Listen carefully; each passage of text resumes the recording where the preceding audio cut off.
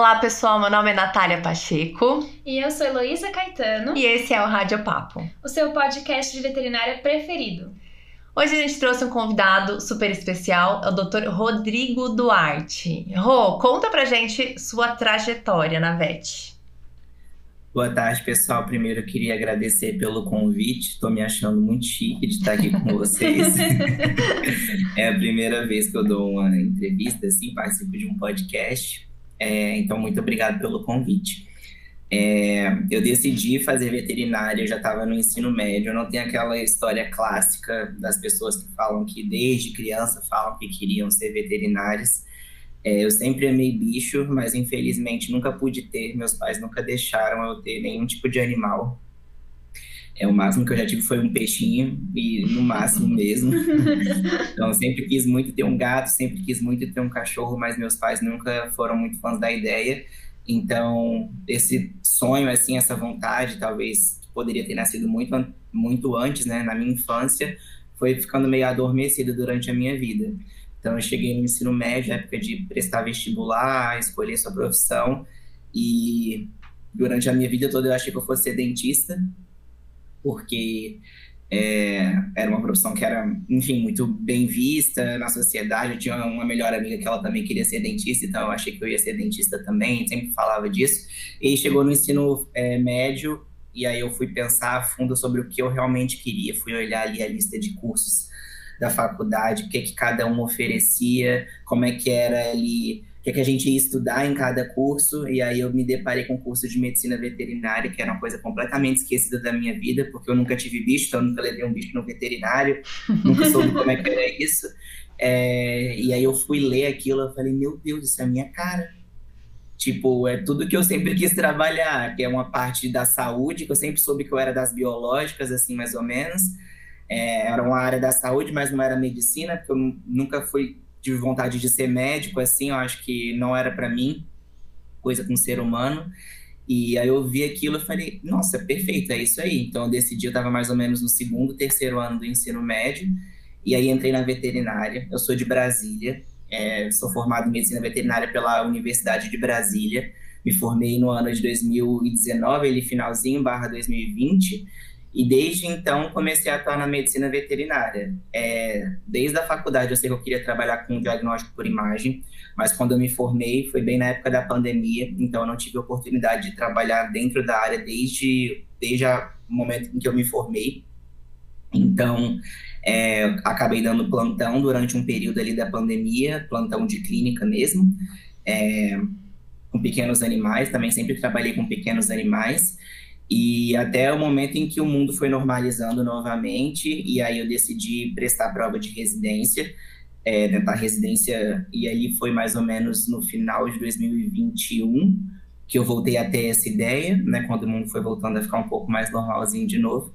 E aí prestei prova de residência no meu estado, né, no Distrito Federal. Na Universidade de Brasília a gente não tem residência em diagnóstico por imagem, então eu tive que procurar residências fora. E aí, como eu decidi um pouco de última hora que eu queria fazer residência, né, tentar fazer residência, prestar as provas, não tinham muitos processos seletivos mais disponíveis na minha época. Eu tive essa ideia um pouco tarde, então fui atrás dos que estavam disponíveis. Então eu prestei prova de residência tanto para faculdades no Rio de Janeiro quanto em São Paulo. Então eu tentei na Universidade Federal Rural do Rio de Janeiro, né, a famosa Rural, e também na Unesp de Jaboticabal. Eu ia tentar também na Unesp de Botucatu e na UF, que é aqui no Rio de Janeiro também, Universidade Federal Fluminense, mas eu perdi o prazo da UF. Essa história é boa, é uma história boa para contar para vocês, que eu achei que fosse o fim do mundo ali. Eu perdi o prazo, então não tive oportunidade de prestar a prova de residência deles, e eu tinha deixado de me inscrever na prova de Botucatu porque eu ia fazer a da UF, e algumas datas iam coincidir, ou seja, eu perdi 2 oportunidades. Nossa! Então, acabou que eu fiz as provas, então, da Unesp Jaboticabal e da Rural. Passei na Rural, vim fazer residência aqui no Rio de Janeiro. Fiz a residência, terminei a residência no ano de 2024, né? Passei em 2022, terminei em 2024. E de 2024 em diante, eu já ingressei no mestrado, onde eu estou atualmente, e também estou trabalhando aí tanto no setor privado, né, em umas clínicas presencialmente, quanto na RVA. E você está trabalhando só como radiologista?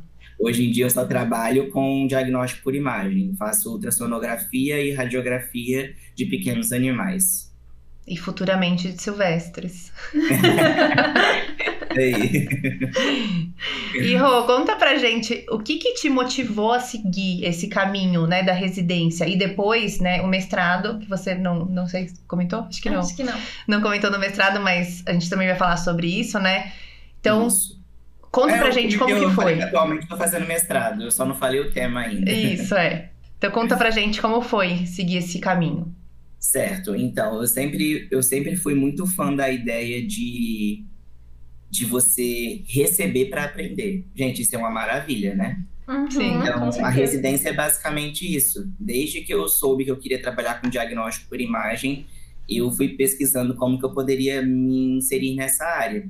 Então, a residência acabou que sempre foi uma vontade minha, uma vontade que infelizmente teve que ficar um pouco adormecida ali quando eu me formei, né, no recém-formatura.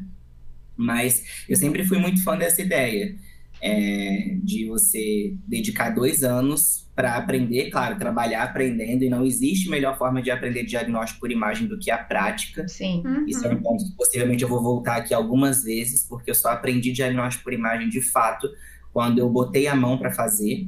Eu sabia a teoria, eu sabia das técnicas, mas eu não sabia como é que era o dia a dia, como que era de verdade para fazer, mesmo estagiando. Então, nada como botar a mão para fazer. Sim. Então, eu sempre fui muito fã dessa ideia, e desde a graduação eu fui tentando trilhar ali meu caminho para conseguir um bom currículo, para conseguir prestar provas de residência.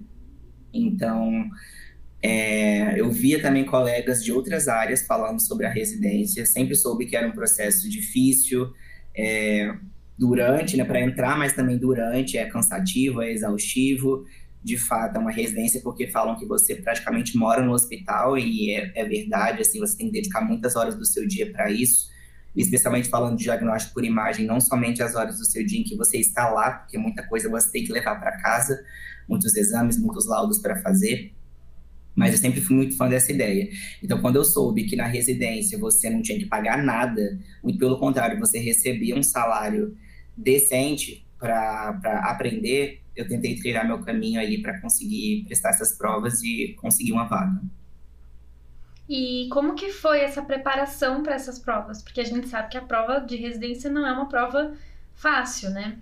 Sim. Então, como eu falei, desde muito cedo eu sabia que eu queria fazer residência, eu tinha essa vontade, eu não sabia se eu iria conseguir, mas eu tinha essa vontade. Então, especialmente porque no meu estado não tinha, então eu tinha um pouco de dificuldade de aceitar essa ideia de que eu teria que me mudar para fazer residência para um estado sozinho, enfim, longe da minha família, de tudo que eu já conheci. Então, eu fui amadurecendo essa ideia aos poucos. Mas como eu sempre soube que eu tinha essa vontade, eu fui melhorando meu currículo. Então, durante a graduação, eu fui me envolvendo em tudo que vocês imaginarem. Então, fiz PIBIC, eu não sei como é que vocês chamam isso aí em São Paulo, mas PIBIC é projeto de iniciação científica. Fui me envolvendo em PIBICs, fui me envolvendo em PIBEX, que é projeto de extensão. Fui fazendo muito estágio, independente da área, mas eu fui fazendo estágio. Então, como eu sempre gostei muito de pequenos animais, tudo que é área de pequenos animais eu já fiz estágio. Então, fiz muito estágio em clínica, nas diversas áreas da clínica, né? Clínica, cirurgia, especialidades dentro da clínica, diagnóstico por imagem. A partir do momento que eu sabia que eu queria fazer diagnóstico por imagem, trabalhar com isso, eu fui estagiando com diagnóstico por imagem. Então, fui fazendo estágios, projetos de iniciação científica, projeto de extensão. Deixa eu ver o que mais eu consegui fazer nessa época. Fui publicando coisas, fui indo para congressos, fui criando conexões com professores, pessoas da área, né, para conseguir me instruir, me guiar, falar o que era bom, o que era ruim, fui fazendo cursos. Então, tudo que eu pude fazer para melhorar meu currículo, eu fui fazendo, porque a grande maioria dos processos seletivos de residência tem análise de currículo. E eu já vi pessoas deixarem de conseguir a vaga delas por não ter um currículo bom. Já vi isso muitas vezes mesmo, assim. ou então deixar de conseguir a vaga porque o currículo delas não pontuou tal coisinha e tal coisinha foi crucial para elas não conseguirem a vaga.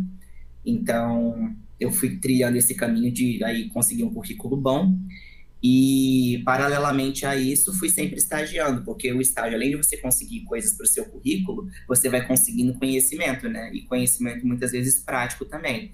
Então, durante ali meus estágios, quando tinha uma oportunidade, eu botava a mão para fazer um exame, eu ia lendo o laudo junto com o veterinário que estava fazendo o laudo, estava fazendo o exame. Então, fui aprendendo dessa forma também.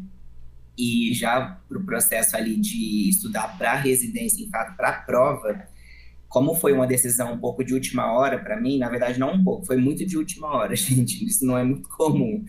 Foi muito de última hora mesmo. Acho que eu decidi que eu queria tentar fazer residência, era setembro, e as provas eram mais ou menos ali, era final de setembro, e as provas começavam final de outubro, novembro, dezembro. Então, eu tive um tempo um pouco corrido para estudar. Como eu estava trabalhando com clínica na época, muita coisa já tinha desaparecido assim da minha cabeça de diagnóstico por imagem. Então, eu tive que relembrar, mas eu não tive que aprender do zero. Eu acho que isso foi um ponto muito positivo, porque como eu tive pouco tempo, se eu fosse parar para estudar, aprender do zero coisas de diagnóstico por imagem, eu acho que eu não teria tempo hábil para conseguir estudar tanta coisa. Então, eu fui refrescando a minha mente sobre as coisas que eu já estudava, já sabia, já gostava de aprender, então eu consegui estudar. E enquanto eu estudava, né, eu ia mesclando com o meu trabalho, então eu não tive como me dedicar 100% para o estudo, infelizmente, mas todo o tempo que eu tinha, eu dedicava para o estudo para tentar fazer a prova de residência. Para quem estiver nesse processo, o que eu sugiro? Eu sugiro que você determine os lugares que você quer prestar prova de residência, porque o estilo de prova e os conteúdos cobrados é completamente diferente entre as instituições. Então, como eu só tive 2 lugares para prestar a prova, como eu comentei aqui no início da nossa conversa, eu li tudo que eles iriam cobrar, né? Estudei, e a principal coisa que eu fiz foi tentar conseguir provas antigas, que infelizmente eu não consegui, mas aí eu fui estudando com as provas antigas de outras instituições, porque apesar de eu não conseguir saber exatamente como que seria a prova que eu iria prestar, eu fui tendo base de como que seriam as questões, que temas que eles cobrariam, quais temas eram mais recorrentes, qual que era o estilo de pergunta. Então eu determinei as instituições que eu queria tentar a prova, vi como é que funcionava ali no edital deles, o que era cobrado, o que não era cobrado, e a partir disso eu fui trilhando como que eu iria estudar. Essas 2 instituições que eu falei, elas tinham processos diferentes, né, tanto no estilo de prova quanto no processo seletivo. Vou falar primeiro da Rural. A Rural, ela tinha uma prova uma prova teórica, que era de marcar, eram 20 questões, e só eram cobrados temas de diagnóstico por imagem, o que foi muito positivo para mim, e de saúde pública. Então, era 90% das questões de diagnóstico por imagem, 10% ali, mais ou menos, de saúde pública. Já na Unesp de Jaboticabal, não. Eram questões de diagnóstico por imagem, uma boa parte de questões de temas gerais de medicina veterinária, então, falando ali de clínica, saúde pública, toxicologia, algumas questões, e também de saúde pública, né, aquele espaço que sempre tem, acho que hoje em dia tem todas as provas de residência cá em saúde pública. Então, eu fui estudando para cada prova à medida que elas foram chegando para mim. Então, eu confesso que eu foquei um pouco mais da Rural, porque era mais diagnóstico por imagem, então eu não tive que perder tanto tempo estudando outras coisas. Mas a partir do momento que eu sabia o que ia cair, eu fui estudando aquilo. E aí, todo o tempo livre que eu tinha, eu ia estudando, como eu falei para vocês. Um tempo atrás, até comentei numa das reuniões da RVA que eu ia escutando podcast no ônibus, falando sobre saúde pública. Eu trabalhava e saúde pública, na minha opinião, é um tema muito maçante, às vezes até tedioso de ficar lendo, só lendo, estudando. eu não conseguia aprender, eu não conseguia me focar muito bem só lendo aquilo.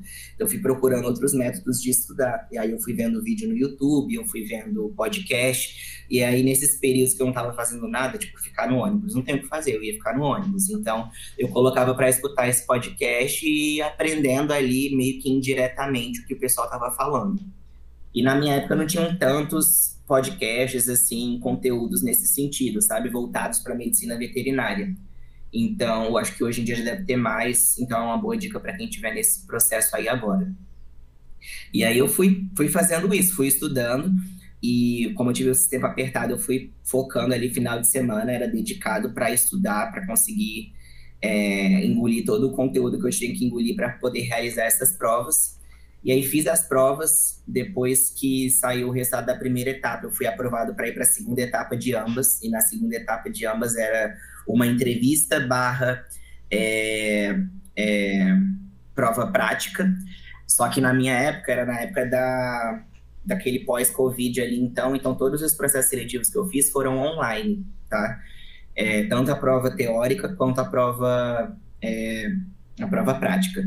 Na prova prática da Rural, era o seguinte, isso eu fui falar com pessoas que já tinham prestado essa prova, fui falar com ex-residentes, na época eu procurei o Instagram deles e tudo, porque o Rio de Janeiro, eu não conhecia ninguém aqui do Rio de Janeiro, então fui atrás dessas pessoas, também fui atrás do pessoal de Jaboticabal para perguntar como é que eram essas provas práticas, e elas tinham estilos bem diferentes. Então, na prova prática da Rural, elas colocavam imagens, né, as professoras colocavam imagens para você, e você, tanto de raio-x quanto de ultrassonografia, tanto de pequenos animais quanto de grandes animais, e de animais silvestres, e você tinha que dizer o que você estava vendo. Você tinha que responder a perguntas que elas te fizessem. Então, na minha época, eu tive 2 minutos por imagem, 3 minutos por imagem, e tinha que responder o que elas perguntassem. Então, em algumas das perguntas eram, por exemplo, que padrão pulmonar é esse? Quais são os principais diferenciais? Outra pergunta era, descreva a alteração que você está vendo nessa articulação coxofemoral. E aí você tinha que responder dentro do tempo, acabou o tempo, passa para a próxima. E foram mais ou menos umas 4 ou 5 questões nesse estilo. Batidão, assim, perguntou o que respondeu, fala qual que é o nome da projeção, enfim, tudo que puder ser perguntado a respeito disso, elas podem te perguntar, então esteja preparado. E aí respondi, confesso que eu estava tão nervoso nesse dia que eu nem lembro as minhas respostas. Acontece. Foi um momento tão tenso para mim, porque acho que eu fui o penúltimo a fazer essa prova. Então eu fiquei dentro da sala, né? Era uma sala online, assim. Eu fiquei dentro da sala durante umas 2 horas e meia esperando a minha vez. Nossa. E não passava, eu não podia sair de frente da tela, né? Senão você é desclassificado. Eu tava só rezando a cada segundo, falando assim, meu Deus, que a minha internet não caia, porque se cair eliminado, sair da sala, né? Então, assim, foi um momento de muita tensão. Então, quando finalmente foi a minha vez, eu pude responder lá as coisas. Eu terminei a prova em 12, 15 minutos, mais ou menos. E também teve uma entrevistazinha básica para elas me conhecerem mais. Eu não conseguia me lembrar do que eu respondi. Então, eu terminei a prova falando, seja o que Deus quiser. Porque, assim, eu nem sei o que eu falei. Meu Deus. E um ponto importante também é que quando eu fiz a prova da Rural, eu já tinha feito a prova prática da Unesp, e a prova prática da Unesp não foram imagens, foi mais uma entrevista e perguntas teóricas para você responder na lata. Então não era imagem para você falar o que você estava vendo. Eu me lembro que eles me perguntaram, cite quais são os padrões pulmonares e exemplos de afecções que podem estar relacionadas a eles. E aí eu respondi, e eu me lembro que um dos professores perguntou, é só isso? Aí eu pensei, ele deve estar me testando. Aí eu falei, é só isso? Aí, tem certeza? Aí eu, tenho certeza, tá tudo certo. E acabou a prova, depois eu respondi as perguntas deles, aí eu tava, enfim, me arrumando para ir pro trabalho, e aí eu fui e pensei, meu Deus do céu, eu esqueci do padrão bronquial, o mais clássico de todos. Nossa. Então, assim, eu tentando me ajudar e eu achando que era uma pegadinha, mas o nervosismo é complicado. Sim, com certeza. E aí não falei do padrão bronquial. Então, quando eu fui fazer a prova da Rural, eu já sabia que eu não tinha ido tão bem quanto eu poderia ir na prova da Unesp. E aí fui com todo o gás para a prova da Rural, terminei, falei, seja o que Deus quiser. E aí fui aprovado para a última etapa, que era a análise de currículo. E aí analisaram o meu currículo, mas acabou que eu também passei para a terceira etapa da Unesp.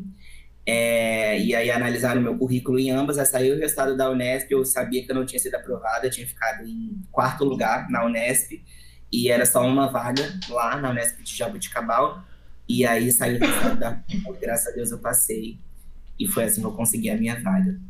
Ah, muito bom, história boa. Foi meio corrido, foi meio tenso, meio difícil, na verdade bastante difícil, especialmente a prova prática, assim, me pegou muito desprevenido, sabe? Tipo, eu não estava esperando que elas fossem cobrar uma coisa tão aplicada, assim, para quem está prestando a prova, porque eu achava que isso era uma coisa mais que profissionais que já estão na área conseguem fazer, sabe? De olhar, assim, uma imagem e falar na lata o que você está vendo e tudo. Sim. Mas Deus ajudou e é isso. Roi, como que é a rotina, então, o dia a dia de um residente? Conta a sua experiência pra gente. Certo.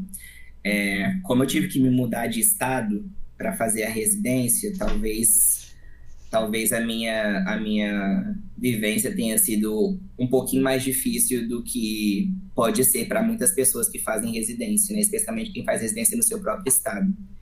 Então, vou falar primeiro de como que era a vida dentro da residência e de maneira geral depois também, como uma vida de um adulto. A rotina de um hospital ela é puxada, especialmente no setor de diagnóstico por imagem, porque ele é um setor crucial para o hospital funcionar. Então, muita coisa, especialmente dentro desses hospitais de universidades públicas, como que eu posso falar? Tem muita gente que não tem condição financeira de ter de cuidar do seu animal da forma como ela gostaria, infelizmente.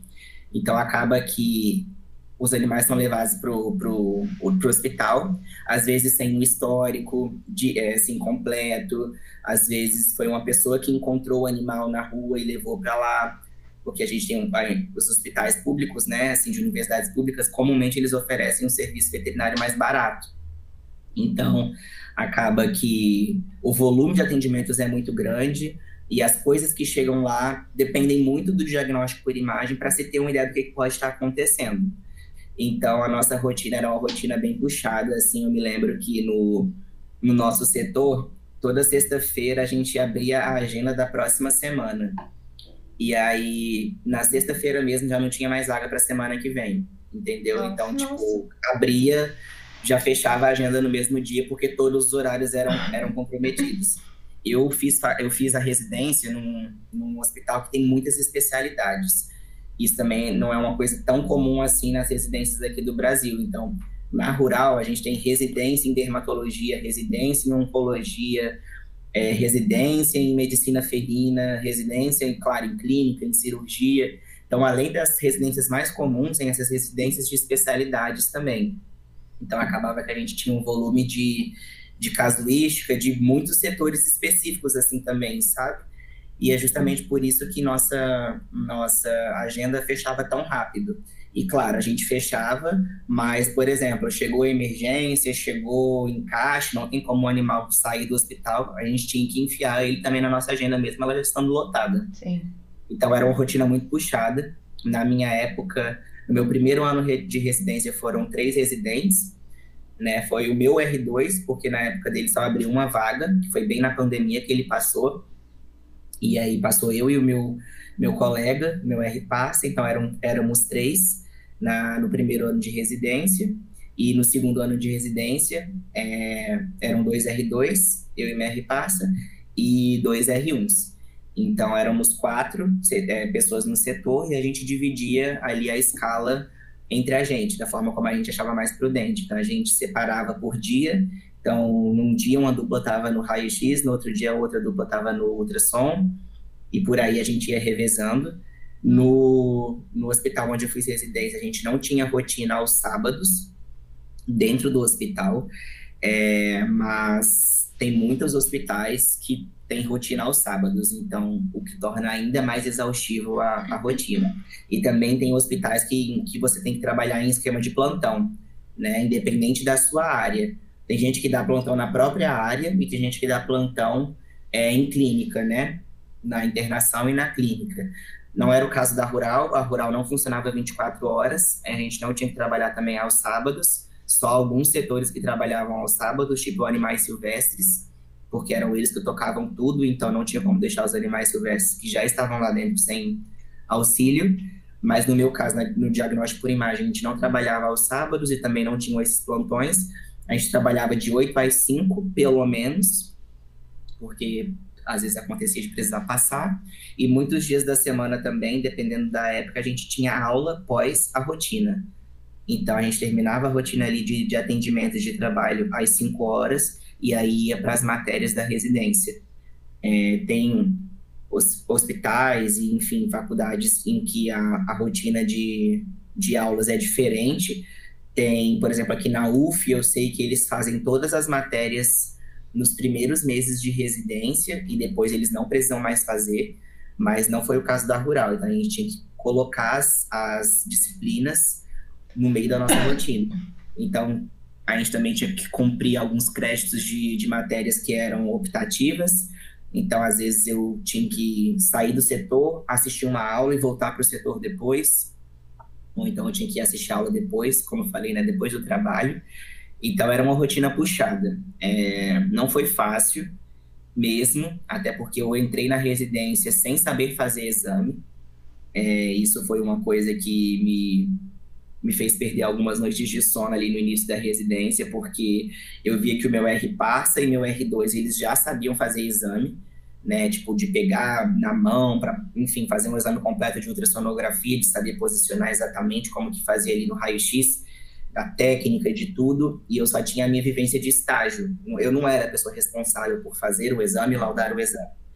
Então, no meu caso, desde o primeiro dia de residência, a gente chegou lá, a gente tinha que fazer o exame e tinha que laudar o exame. Claro que eu tinha o auxílio do meu R-Parsa, eu tinha o auxílio do meu R2, então, estruturas mais desafiadoras eu pedi a ajuda deles e tudo, que eles tinham mais experiência, mas eu tive que aprender do zero. Então, a residência realmente foi a minha base. Ali eu não entrei na residência sabendo fazer exame, peguei do zero. Então, além da minha rotina super exaustiva que eu já tinha lá dentro, eu chegava em casa, eu estudava até não aguentar mais. Tudo que vocês puderem imaginar. Então, fui fazendo curso, fui estudando o livro de cabo a rabo. A minha rotina mesmo terminava, assim, umas 10, 11 horas da noite, porque muitas vezes também eu não conseguia fazer os laudos dos exames que eu fiz durante o dia. Então, eu levava para casa, que acaba quando você começa, você é um pouco mais lento, e tudo bem também, cada um tem o seu processo. Então, o meu processo foi esse, foi um processo em que eu era mais lento para conseguir fazer as coisas, e aí com o tempo eu fui evoluindo. Mas a residência, ela serviu muito como a minha escola para aprender tudo que eu soube, assim, de imagem a princípio. Então, era uma rotina muito exaustiva, de ter tudo isso, ter aula, ter o trabalho, ter que estudar, ter que aprender, ter que fazer um serviço de qualidade e atender toda essa demanda que aparecia no hospital. E, por fora disso tudo, porque a vida não é só a residência também, eu tinha que cuidar da minha vida morando em outro estado. Então, pagar as contas, fazer compra de mercado, chegar em casa, fazer minha janta, fazer o almoço do outro dia, limpar a minha casa. E aí acabava que tinham épocas que você ou escolhia comer ou escolhia trabalhar.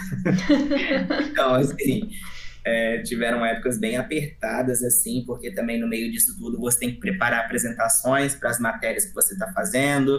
Se você quiser, por exemplo, escrever um trabalho para levar para um congresso, ou então fazer um trabalho, seu TCR, né, que é o trabalho de conclusão de residência, que você tem que apresentar no final. Tem épocas que são bem apertadas, assim, você tem que dar conta de muita coisa ao mesmo tempo. Então, por vezes, a vida te consome, assim, sabe? A residência te consome, e às vezes você tem que escolher entre dormir e comer e trabalhar, e por aí vai. Mas todo mundo dá conta. Não é fácil, mas dá para ser feito. Sim. E então você diria que desse período o que foi mais desafiador foi conciliar tudo isso mesmo, né? Conseguir dar conta Foi, de fazer tudo ao mesmo tempo. foi conciliar de conseguir oferecer o melhor que eu podia dentro do meu trabalho e de conseguir conciliar isso com a minha vida, uma vida nova que eu estava começando a ter, num novo estado, sem conhecer ninguém, morando sozinho pela primeira vez, enfim, tendo que ter todas as responsabilidades de um recém-adulto, digamos assim, junto com todas as responsabilidades de um recém-residente. Então, no começo foi muito difícil, foi muito exaustivo, mas deu certo e com o tempo, quando você vai se acostumando com a sua nova cidade, vai conhecendo pessoas, vai construindo sua rede de apoio nova e vai conseguindo aprender, entender a rotina e tudo mais, você vai melhorando, a rotina vai ficando mais leve, seus dias vão ficando melhores. Eu diria que é uma fase muito importante para sua vida profissional, né? Quem escolhe seguir essa área, né, da residência, eu fui trainee também, que é como se fosse uma residência, então passei por tudo isso e graças a Deus passei numa idade quando eu era mais jovem também, então a gente passa vários perrengues, né, igual você tá falando, eu tinha que escolher entre comer e estudar, praticamente isso. Mas eu diria que foi a melhor coisa que eu fiz na minha vida profissional, né, ter iniciado dessa maneira, porque foi isso que me ensinou a base, né, de tudo do que eu aprendi. Então, realmente Foi. muito, muito importante. Exatamente isso, assim, é uma coisa que apesar de tudo que aconteceu, tanto que foi difícil, eu não me arrependo nem um segundo. Às vezes eu fico pensando assim, caraca, eu tive muita coragem. Você Assim, ainda às vezes foi você vai embora. envelhecendo, você vai ficando mais frouxo, às vezes parece, sabe? Tipo, eu ainda sou uma pessoa muito nova, mas, tipo, uns bons anos atrás, assim, eu fico pensando, cara, será que hoje em dia eu teria a coragem que eu tive de fazer o que eu fiz? Porque foi muito difícil, mas eu não me arrependo nem um pouco, muito pelo contrário, sou muito grato Exato. à instituição, ao programa de residência existir, de eu poder ter recebido para aprender, de eu ter conhecido profissionais tão maravilhosos assim nessa trajetória profissional que a residência te proporciona e enfim, de ter conseguido fazer isso, porque isso realmente mudou a minha vida completamente. Isso conseguiu me colocar num local de trabalho, assim, numa área que eu sempre quis trabalhar e que eu não sei se eu conseguiria entrar se não fosse pela residência. Então, pela residência, por tudo que eu aprendi lá, as pessoas que eu conheci, eu pude finalmente trabalhar dentro da área que eu sempre tive interesse de trabalhar. E ainda no processo eu recebi por isso. Então, eu sou muito grato mesmo. Sim. Uhum. E, Rô, se você pudesse dar uma dica para quem está começando na residência, qual que seria? Olha, se eu pudesse dar uma dica para quem está começando na residência, seria para você ter paciência com você mesmo. Essa seria a principal. E a segunda, né, falando especialmente de diagnóstico por imagem, calma. Eu vou até parafrasear que um professor meu sempre falou para mim durante a faculdade ainda, né? Não foi nem durante a residência, que ele falava: o que é comum é comum. Então, tenta colocar isso na sua cabeça. Você não vai encontrar a doença mais rara do mundo no seu primeiro dia de residência, entendeu? Muito provavelmente aquilo ali vai ser a coisa mais comum, porque o que é comum é comum. Então, eu me lembro que quando eu entrei na residência, eu achava que tudo era, tipo assim, não, mas isso daqui deve ser a coisa mais diferente do mundo. Não, não era só um padrão pulmonar normal, sabe? Então, eu queria muito que fosse a coisa mais diferente do mundo, mas Sim. não era. Eu tive um professor também no IV de ultrassom, que ele falava: bolinhas são bolinhas, nada mais do que bolinhas. Então, tipo, pra gente não ficar achando que tudo que a gente tá vendo é um tumor, é um nódulo. Eu adoro também. Eu ouvi isso também do Sal. Ele falava bastante, bolinhas são bolinhas. Sal, sim. É muito legal. Eu acho que essas frases, apesar de serem diferentes, elas querem dizer exatamente a mesma coisa. É tipo assim, calma, o que é comum é comum. O que você tá vendo, muito provavelmente é mais comum. Não é a coisa mais rara do universo que você acha que é. Então, no começo, eu era muito afobado, assim. Eu achava que tudo era a coisa mais diferente do mundo, que eu tava pegando os casos mais raros do mundo, e não era. Sim. Entendeu? Então, eu deixava de enxergar a coisa mais óbvia, porque eu queria ver a coisa mais rara. Então, eu daria essa dica, mas a principal dica que eu daria é: vai com calma, tenha paciência com o seu aprendizado.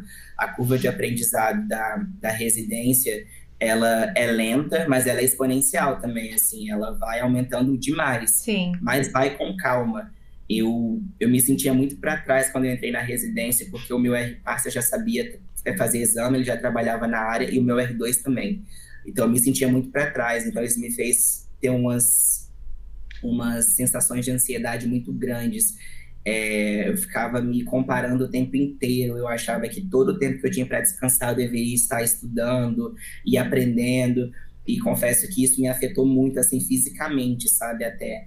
Então, você acaba compensando em muitas coisas. Então, tenha calma, você vai aprender, você está ali Você justamente tá pra para isso, isso, exato.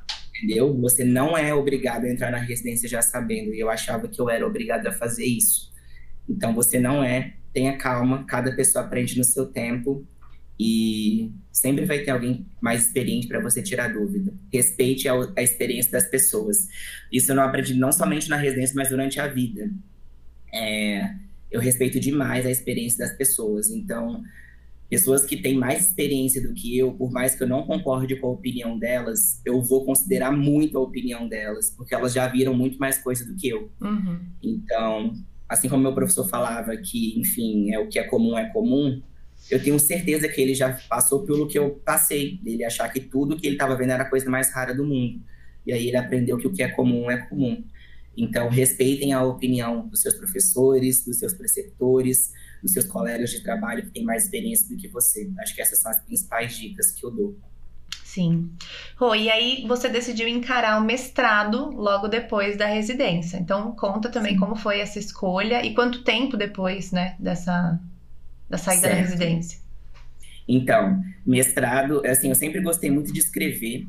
Eu só não escrevi mais, assim, porque eu não conseguia conciliar isso durante a minha vida ali, enfim, de tudo, né? Durante a faculdade, que tinha os estágios, tinha os projetos e tudo, então eu não conseguia escrever mais. Mas toda oportunidade que eu tive de escrever, se eu tivesse o tempo, eu gostava muito. É uma área muito interessante para mim. Então, o mestrado também sempre foi algo que passou pela minha cabeça. Mas, como eu queria experiência, eu queria prática, eu queria aprender a fazer exame, eu queria, enfim, aprender a trabalhar dentro da minha área, eu não pensei em residência a princípio. Então, inclusive, se você tem o interesse de aprender a trabalhar, aprender uma especialidade, mestrado não é o seu lugar, tá? Só para deixar isso bem claro desde o começo. Você não vai aprender diagnóstico por imagem fazendo mestrado. Ninguém vai focar nisso. Você vai fazer o seu projeto. É isso que você vai fazer durante o seu mestrado. Você vai atrás de provar a sua tese. É basicamente isso, a sua hipótese. E ter aulas. É isso que você vai fazer durante o mestrado. Mas como que eu fui seguindo para o mestrado? Fui terminando a residência, e como eu sou de outro estado, eu estava morando aqui no Rio de Janeiro, eu estava com bastante medo do desemprego. E aí, foi terminando a residência, e aí eu sempre tive essa vontade de fazer mestrado, sempre tive vontade de escrever. Confesso que eu estava bem cansado ali no final da residência. Estava pensando muito se eu deveria entrar direto para o mestrado ou não, tentar direto o mestrado ou não, porque eu estava muito cansado, eu precisava de um respiro ali fora da universidade, até porque não era só a residência, né? Eu estava, tipo, 7, 8 anos, basicamente, dentro de uma universidade, então eu estava precisando de um respiro. Então eu pensei muito antes de falar assim, olha, será que eu engato logo no mestrado ou não? Mas aí veio esse medo de desemprego, a oportunidade de uma bolsa também no mestrado, que não é grande, mas, assim, é uma bolsa, então já consegue te dar uma ajuda. E também, enfim, foram aparecendo as conversas, né? Durante ali o final de residência, a gente vai conversando com os amigos, que cada um vai fazer. Muitos dos meus amigos da residência foram voltando para os seus estados natais. Então, eu fui pensando, cara, será que eu continuo aqui? Será que eu não continuo? Foram aparecendo oportunidades de emprego também. E aí eu fui pensando, cara, o que eu faço? Aí eu falei, olha, vou conversar com algumas pessoas. E aí, uma coisa que é muito comum de falarem se você sai da universidade e vai trabalhar, muito dificilmente você vai querer voltar para fazer mestrado. E isso é muito verdade. Então, por quê? Porque é cansativo. É cansativo você dedicar parte do seu tempo para escrever, para tocar o seu projeto, para ter as aulas lá. Eu já tive que mudar a minha escala, os meus dias, tive que sair de empregos por conta do meu mestrado. Então, é uma dedicação que você tem que ter. Mas, ao mesmo tempo, eu ficava pensando, cara, será que se eu sair para trabalhar, eu vou ter forças para voltar para o mestrado em algum outro momento? Aí eu fiquei pensando, olha, não sei, eu acho que eu não vou ter forças não, então eu já vou engatar logo isso. Então, ali pelo final da residência, eu decidi que eu ia fazer mestrado e fui procurar um orientador. Porque, pelo menos lá na Rural, na minha universidade, você precisa ter um orientador já para entrar no mestrado. Então, você tem que procurar uma pessoa que esteja disposta a te orientar para você escrever mais ou menos ali um projeto base com ela, e aí você aplicar para fazer a prova. Então, eu decidi que eu queria fazer mestrado. Falei, olha, eu vou engatar logo, por mais cansado que eu esteja, porque eu quero fazer isso e talvez depois eu não tenha mais a oportunidade, não tenha mais as forças, então eu vou fazer isso logo. Então, juntei o útil ao agradável. E aí, ali mais ou menos no começo de 2024, foi a prova do mestrado. Então, falando do meu caso em específico, também fui ler o edital de como que funcionava. No meu caso, foi uma prova predominantemente escrita, de muitas questões. Então, era uma prova dissertativa. Eles te passam um hall de artigos para você ler das mais diferentes áreas. Não é só sobre a sua área de interesse, tem sobre diversas áreas, inclusive não tinha nenhum sobre diagnóstico por imagem. Então, você tem que ler todos aqueles artigos, enfim, fazer resumos, enfim, a forma como você gostar de estudar. Mas você tem que saber eles de cabo a rabo, porque na prova dissertativa você vai ter que responder perguntas de maneira dissertativa sobre eles. Então, assim, eu tive que ler artigos sobre doença de Cushing, né? Síndrome de Cushing. Tive que ler artigos sobre microbiologia, sobre, sei lá, patógenos específicos. Tive que ler artigos sobre doenças de felinos. Enfim, tudo completamente nada a ver com a minha área. E aí, depois que você lê esses artigos, você faz essa prova. No meu caso, foi uma prova muito mais difícil do que eu esperava. Eu falei com ex-mestrandos da minha instituição e eles falavam que a prova de mestrado era muito mais fácil do que a prova de residência, né, para você entrar. Que a parte mais difícil, de fato, era o mestrado em si, mas que para entrar era mais tranquilo do que na residência. Só que no meu caso, eu achei a prova muito difícil, especialmente por ela ter muitas questões dissertativas. Também tinham de marcar, mas tinham muitas de escrever, e eram questões assim detalhadas para você escrever, sabe? Eram sobre detalhes de detalhes do artigo, não era uma coisa simples. Então, assim, quando eu estava fazendo a prova, eu estava pensando, meu Deus do céu, eu subestimei muito essa prova, sabe? Tipo, eu subestimei muito a prova. Esse foi um problema que eu tive para fazer o mestrado. Apesar de eu ter estudado e tudo, eu estudei para o mestrado numa época de muita coisa acontecendo na residência. Era o final da residência, eu estava escrevendo meu projeto, eu tinha que fazer a apresentação do meu projeto, logo depois eu tinha que apresentar o meu projeto de conclusão de residência. Então foi uma época terrível de se estudar, sabe? Eu não tinha tempo para isso, e no meio tempo eu estava tendo que trabalhar no hospital da mesma forma. Então, tipo assim, foi muito puxado. Então eu meio que subestimei a prova. Eu falei, vou ler. Eu li os artigos várias vezes, só que eu não fiz resumo de nada, eu só fui marcando e fui lendo. E aí eu cheguei na prova, foi um baque, assim, para mim, confesso. Eu achei que eu não ia passar, de verdade. Eu saí de lá, assim, e foi um consenso geral. Quando eu saí da prova, todo mundo estava falando que foi a prova dificílima, todos os concorrentes lá, e aí eu fiquei mais em paz, que eu falei, então não foi só eu que subestimei, todo mundo realmente achou muito difícil, e foi. Depois que saiu a prova, né, o resultado da prova teórica, eu fui para a segunda etapa, pelo menos deu para passar. Tinha uma nota assim que deu para passar, não foi uma nota excelente, não foi nada disso, foi uma nota que deu para passar mesmo. E aí foi para a segunda etapa, que foi a análise de currículo. E aí na análise de currículo você somava com a sua nota da prova teórica e aí dava a classificação. E aí eu passei, graças a Deus, porque eu realmente achei que não fosse rolar. E aí passei, e desde então tô tocando meu projeto.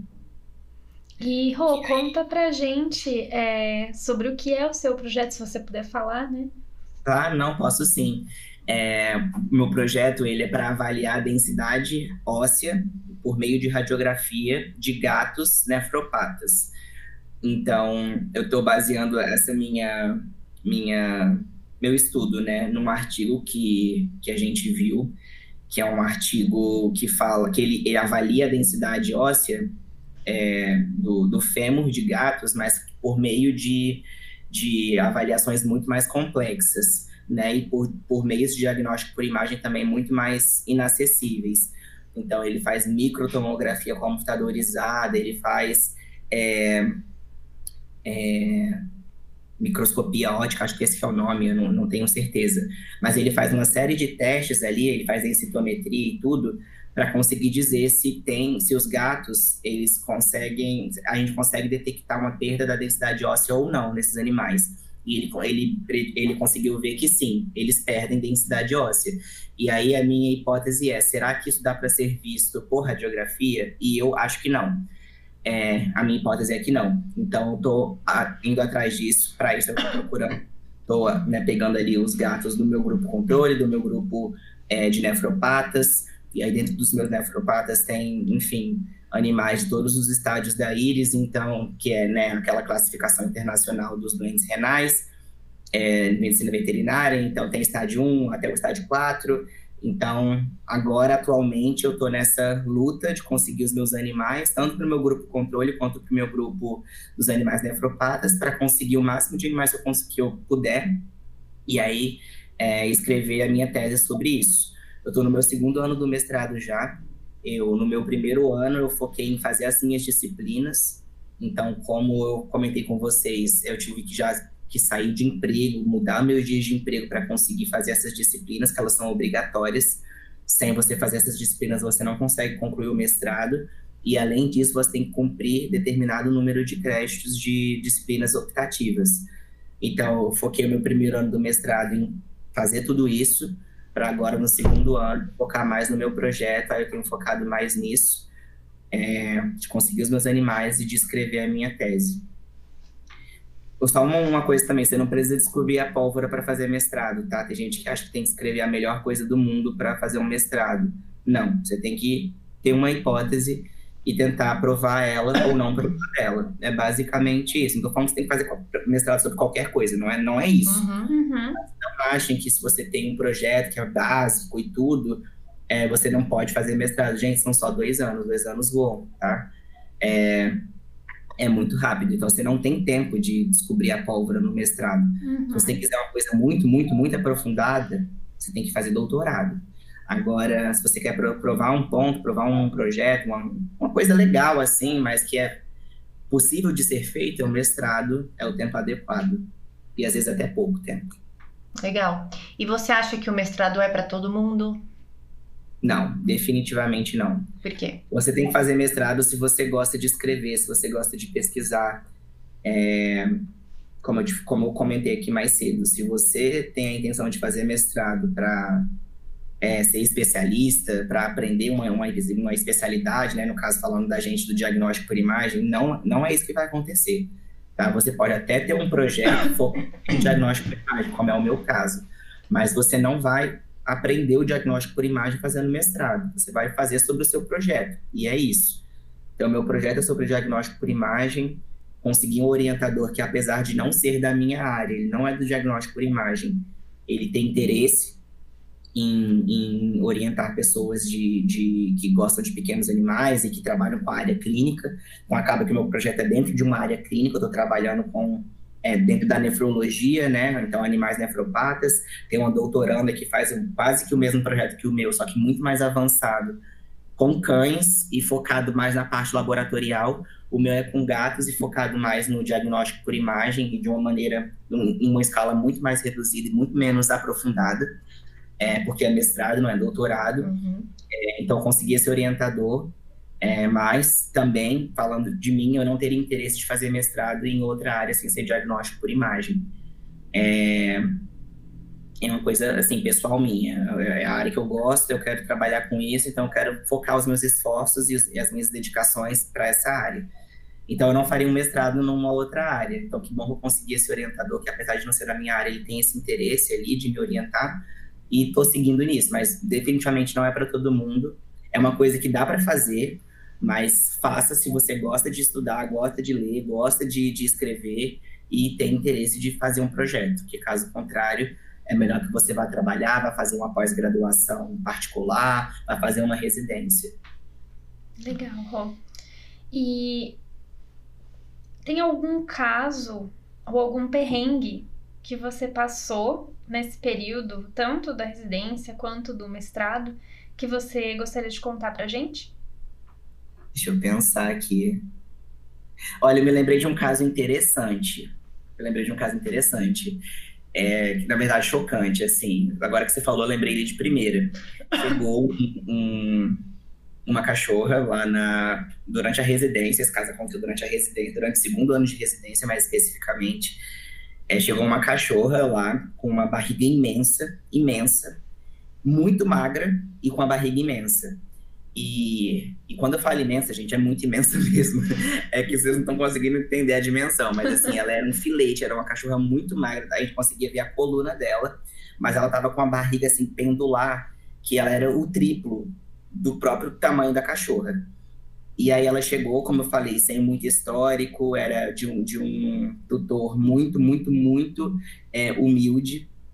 Chegou lá pra gente e aí meio que a gente foi ajudar mesmo, porque acho que ele não tinha dinheiro para pagar nem a consulta.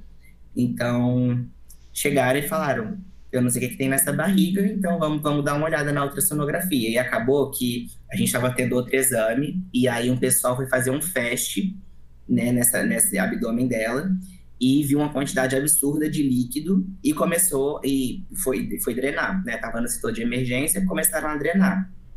E aí começou a vir muito pus, né? Era uma secreção purulenta que estava vindo ali, e drenava e não parava de vir. E aí, assim que os exames acabaram lá, chamaram a gente para ajudar. Falaram, vocês podem dar uma olhada aqui, fazer um FAST também, porque a gente só vê esse líquido e tudo, e não estamos conseguindo ver muita coisa. E aí a gente chegou lá, mais especificamente eu cheguei para fazer esse FAST, e aí eu estava olhando assim, e de fato tinha muito, muito, muito líquido, mas era um líquido que por vezes a gente via que ele assumia um trajeto, sabe? A gente via uma paredinha muito, muito, muito fina, às vezes assim, no meio desse líquido, é como se fosse uma coisa toda convoluta ali dentro da barriga desse animal. E eles continuando drenando, e aí eu, meu Deus do céu, o que é isso?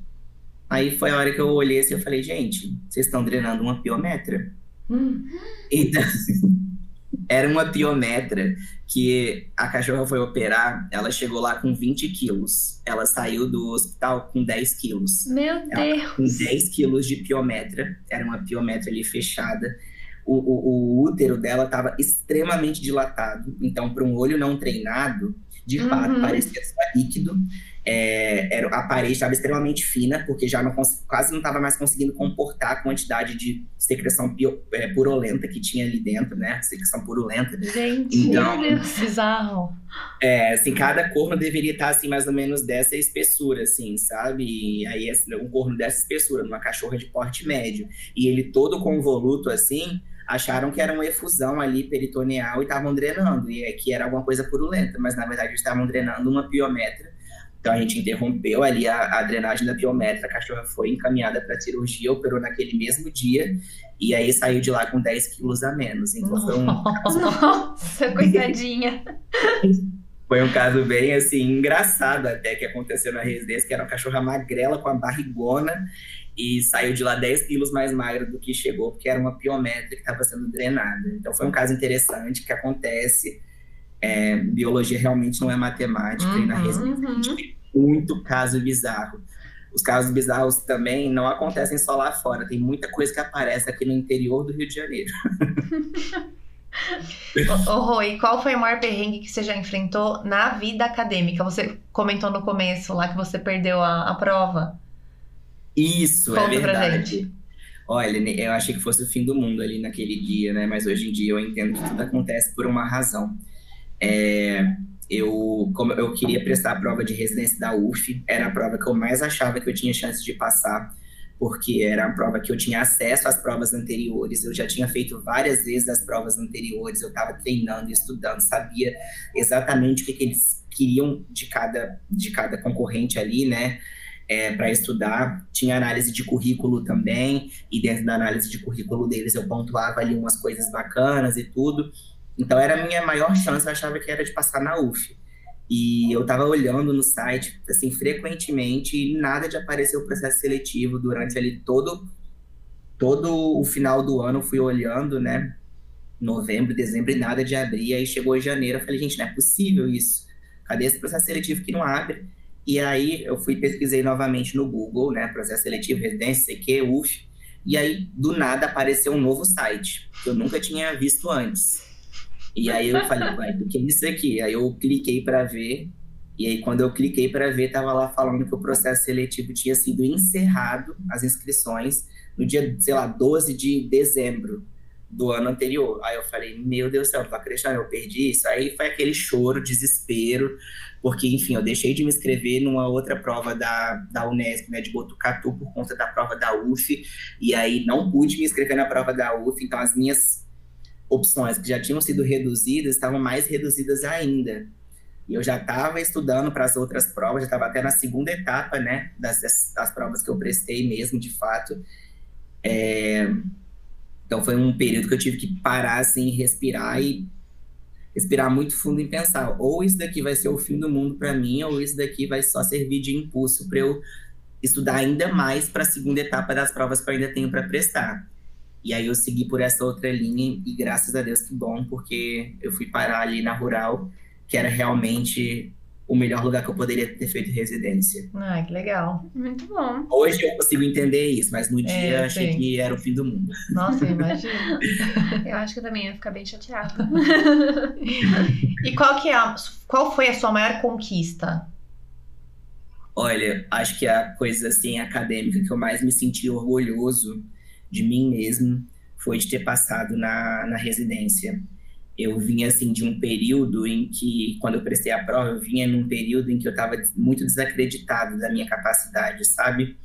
Eu tinha me formado, não estava trabalhando na área que eu queria, estava dando plantão, que é uma área muito puxada, muito difícil, muito desgastante. Então eu estava me sentindo muito mal nessa época, e ainda mais todo o contexto que a gente estava vivendo também, né, que era de uma pandemia / pós-pandemia. Eu estava me sentindo muito mal, então eu tava assim, precisando muito desse impulso de entender, não, você é capaz, você consegue. Então a aprovação na residência para mim foi uma virada de chave muito grande.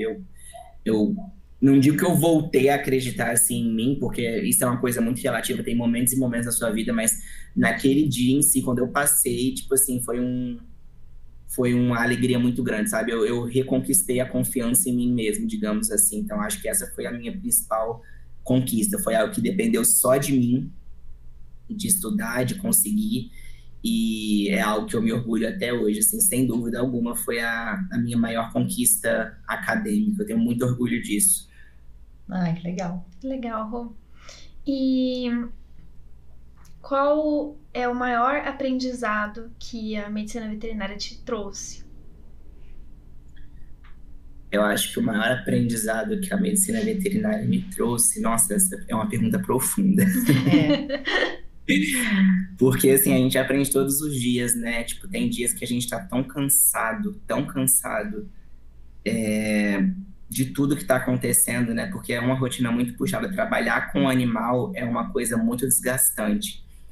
Tem dia que você já chega cansado no trabalho, né? Então, assim, eu acho que a coisa que a medicina veterinária mais me ensinou foi a de ter amor, paciência e compaixão com os seres que têm um amor inabalável por a gente. Eu acho que é a coisa que mais me move, assim, na medicina veterinária. Assim, todo dia que eu vou trabalhar, eu peço para conseguir fazer tudo que eu puder da melhor forma possível pelos animais, porque eles têm esse amor incondicional por a gente. Eu acho que essa é a forma como a gente pode retribuir. Então, quando a gente está tendo aqueles animais que, assim, são bravos, são assim, terríveis, são pouco colaborativos. A Heloísa teve um hoje, inclusive. Vou usar uma palavra que ela usou, que eu adorei, que foi animais Indócil. indóceis. Quando a gente encontra esses animais, assim, que faz a gente, assim, testam a nossa paciência, eu tento focar, tipo assim, olha, ele só tá agindo dentro da natureza dele, sabe? Uhum. E o que eu posso fazer é tentar extrair o melhor para conseguir ajudar a vida desse animal. Que tem muitos e muitos e muitos casos em que, assim, o diagnóstico por imagem, de fato, salva a vida do animal. A gente vê aquilo ali e fala, tem que fazer tal coisa, e isso salva a vida do animal. Então, o maior aprendizado da medicina veterinária para mim é isso, é a gente aprender a ter paciência, compaixão e amor por aqueles seres que não conseguem falar, mas conseguem demonstrar muitas coisas e que amam a gente incondicionalmente. Eu acho que é isso. Sim, com certeza. E essa parte da compaixão, eu acho que é uma coisa muito real, né? Porque acho que mesmo nesses pacientes que são indóceis, que são mais bravos, eu pelo menos sempre me pego pensando, sabe? O que será que aconteceu, sabe? E acho que eles ensinam muito a gente, não só essa compaixão com eles, mas até com as pessoas, sabe? Com Eu certeza. acredito Sim. muito nisso. Totalmente. Como eu fiz essa residência num lugar, como eu já falei, né, que tinha pessoas de assim, pouquíssimo poder aquisitivo e tudo, a gente via situações deploráveis às vezes, sabe? Então, a gente vai aprender, a gente vai meio que criando uma casca, querendo ou não, porque a gente vê situações bizarras, animais assim que assim, de fato é maus tratos às vezes até, sabe? Então, quando chegava aqueles animais assim pra gente naquelas situações de maior descaso do mundo, a minha vontade era de ajudar, sabe? E eu entendo que isso pode prejudicar a gente, né? Tipo, essa fadiga de compaixão e de tudo. E isso é bem complicado, né? Isso é um tema bem mais profundo, mas ele não pediu para estar passando por aquilo, aquele animal, né? Então, pelo menos levaram ele para atendimento. Então, pelo menos eu vou tentar oferecer o melhor que eu posso para ele, Com certeza. sabe? É isso. Com certeza. Isso. E nem, às vezes o melhor que você pode fazer é 10% naquele dia, mas ficar em paz, sabendo que você conseguiu, que você tentou oferecer o melhor que você pôde, é o melhor que você pode fazer, sabe?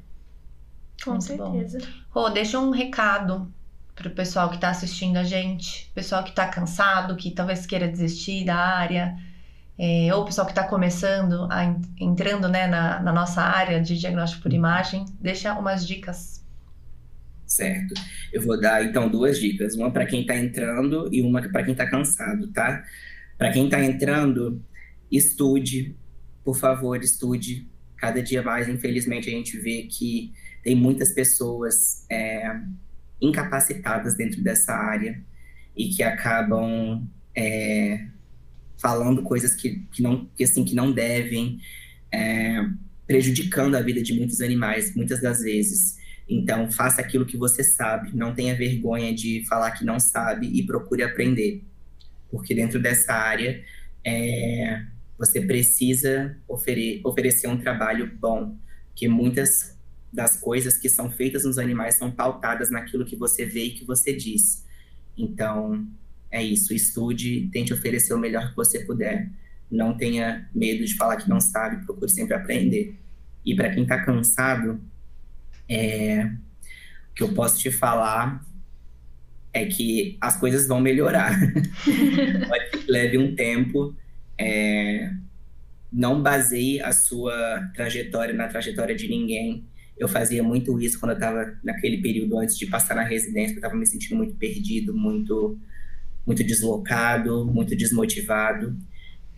Cada um tem sua trajetória, cada qual tem sua vida. Você não precisa fazer residência para se tornar um profissional dentro dessa área.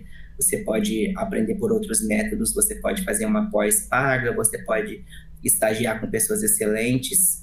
Então, se você está cansado, pensa, respira, vê o que você pode fazer para conseguir atingir os seus objetivos. Foi isso que eu fiz. Eu pensei como que eu posso fazer para trabalhar com diagnóstico por imagem. Residência foi o que mais se adequou para a minha realidade. Isso não quer dizer que foi fácil, mas que foi o que mais se adequou para a minha realidade. E eu fui atrás disso. Então, foca no que você pode fazer com aquilo que você tem no agora. e vai atrás disso. Se for para ser seu, a vida vai dar um jeito de fazer com que isso aconteça para você. Com Acho que é certeza. basicamente isso.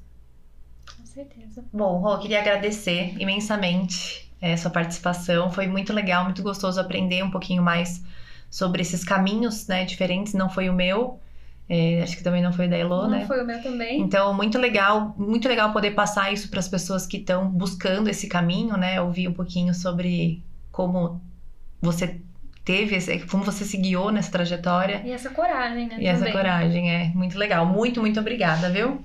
Que isso, gente. Eu que agradeço pelo convite, pela oportunidade de falar um pouco da minha trajetória. Eu espero que quem esteja escutando tenha gostado, tenha se inspirado de alguma forma ou de outra. E siga seu sonho, vá com calma, tenha paciência com você mesmo e acredite em você mesmo que vai estar tudo certo. Elô, muito obrigado. Nath, muito obrigado, tanto pelo convite aqui, quanto pelas oportunidades dentro da RVA. Eu sempre te agradeço, mas eu faço questão de reiterar aqui publicamente. Muito obrigado, aprendo muito com você, sou muito grato. Obrigada. A gente agradece você ter aceitado e ter compartilhado, né? Porque são visões de caminhos que a gente realmente não foi, né? Mas é muito gostoso conseguir aprender. Acho que todo mundo, né, acaba aprendendo um pouco junto. Isso aí. Sim, com certeza. A gente aprende ali dentro do nosso grupo, né, diariamente. Com a Elô, com todo mundo, gente, de verdade. Todo mundo tem algo para ensinar, né? E todo mundo tem algo para aprender também. Então, é uma troca boa. Então, muito, muito obrigada. Nos vemos em breve. Até o próximo episódio. Tchau, tchau. Tchau, tchau, pessoal. Obrigado.